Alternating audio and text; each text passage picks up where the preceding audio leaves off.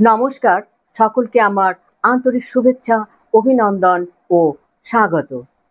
শুরু করছি মানব শরীরের রহস্য এর ষষ্ঠ ভাগ। পূর্বে 3 প্রকার শরীর সম্পর্কে আলোচনা হয়েছে। আজকের আলোচনার বিষয় জীবের 3 প্রকার অবস্থা। জাগ্রত, স্বপ্ন ও সুষুপ্তি, এই 3 প্রকার অবস্থাযুক্ত হলো জীব।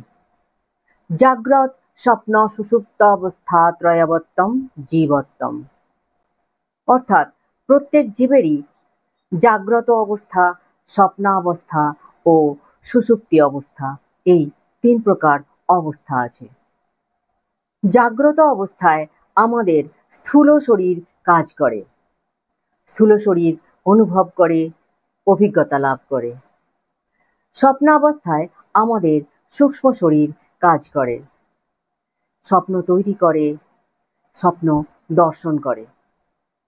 সুষুপ্তি অর্থাৎ নিদ্রাবস্থা, নিদ্রাবস্থা আমাদের কারণ শরীরের সঙ্গে সম্পর্কযুক্ত।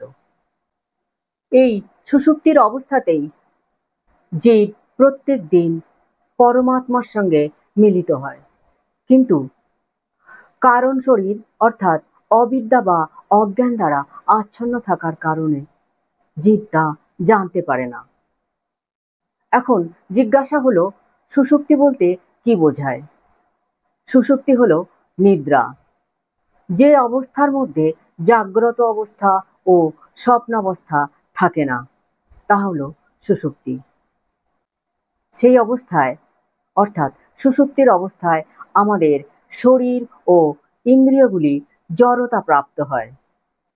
সুষুপ্তি অবস্থায় অর্থাৎ নিদ্রিত অবস্থায় আমাদের স্থূল শরীরের বোধ থাকে না, তাই বাহ্য জগতের বোধও থাকে না। সুষুপ্তি অবস্থায় মানুষ স্বপ্ন দেখে না, তাই সূক্ষ্ম শরীরের বোধও থাকে না, তাই আভ্যন্তরীণ বোধও থাকে না। এই সুষুপ্তির অবস্থায় কারণ শরীর অর্থাৎ অবিদ্যা বা অজ্ঞানের বোধ থাকে। যখন আমরা গভীরভাবে ঘুমিয়ে পড়ি, ঘুম থেকে উঠে আমাদের মনে হয়, কি দারুণ ঘুমিয়ে পড়েছিলাম, কিছুই জানতে পারিনি। কিছুই জানতে পারিনি এই প্রকার যে অনুভব, তা হলো অজ্ঞানের অনুভব। কি দারুণ ঘুমিয়ে পড়েছিলাম এই প্রকার যে অনুভব, তা হলো সুখের অনুভব, আনন্দের অনুভব, অর্থাৎ পরমাত্মার সঙ্গে মিলনের অনুভব।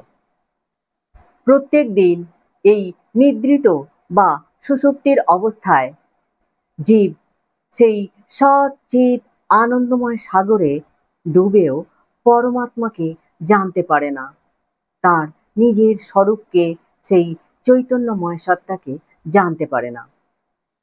প্রত্যেক দিন আমরা এইভাবে নিদ্রিত অবস্থায় বা নিদ্রার মধ্যে দিয়ে পরমাত্মার সঙ্গে মিলিত হয়েও পরমাত্মাকে জানতে পারি না। আমাদের চেতনা তখন অজ্ঞান দ্বারা অর্থাৎ আমাদের কারণ শরীর অবিদ্যা দ্বারা আচ্ছন্ন থাকার কারণে, অজ্ঞানের কারণেই ঈশ্বরের জীবভাব প্রাপ্তি হয়, এ বিষয়ে পূর্বে আলোচনা হয়েছে।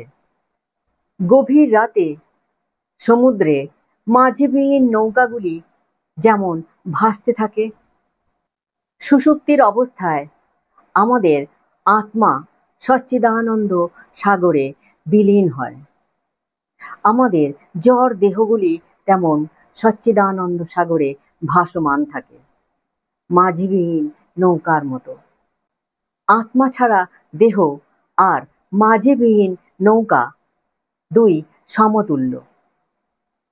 আত্মা হলো এই দেহের কাণ্ডারি বা মাঝি। সুষুপ্তিতে আমরা কিছু জানতে পারি না বটে, কিন্তু পরমাত্মার সঙ্গে মিলনের আনন্দটুকু নিয়ে আমরা জাগ্রত হই। তাই নিদ্রা বা সুষুপ্তি থেকে জাগ্রত হয়ে মানুষ বলে, কি দারুণ ঘুমিয়েছিলাম।